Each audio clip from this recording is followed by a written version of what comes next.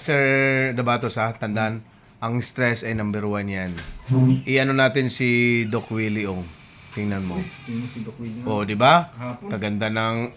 Ano ba nangyari? Okay, advice lang kita kasi si Doc Willie ay pambihira. Ano lang, ang pinaka-concern niya talaga yung isang basher lang na nagsabing kahit pa tumakbo ka ng 10 beses bilang presidente ay 10 beses ka rin matatalo. Grabe ano, man. Dinibdib niya talaga yun siya. Oo, dinibdib. Grabe. Hanggang sa siya ay Na-stress. yan, na-stress, nagkasakit. Hanggang sa nagkasakit siya, yun pa rin yung inisip niya. Sabi niya pa rin, baka sabihin ninyo, acting lang ito. pero nag-isip pa rin siya ng ganon. Grabe pang kapayat na niya. Ano nangyari sa kanya? Stress talaga yan? Chika lang this morning. Meron siyang sakit, di ba? Nadinig kami sa ano. Ha? Pero ma'am, dahil nga naghihina yung kanyang resistensya, yun, nagtuloy-tuloy na. So, ibig sabihin, sabi niya nga daw talaga, ma'am, stress talaga yung dahilan. Tarantado mo yung buzzer niya na yun. Sabi, shit! Naku, anong tayo? Huwag yun, bunga mo.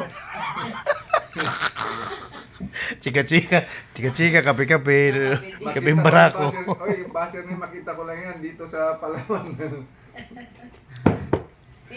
Maghunos daily ka, ha? Tarantado talaga yung buzzer. Stress, ha? Word. Yan yung ano nga natin. Stress. Dapat wag magpa-stress. Ay, kape mo na. Bago Sir, shoutout mo. Sino yung shoutout mo? Shoutout dyan kay ano. Sino yung shoutout is Ma'am Leo. Pagaling na yung ubo niya.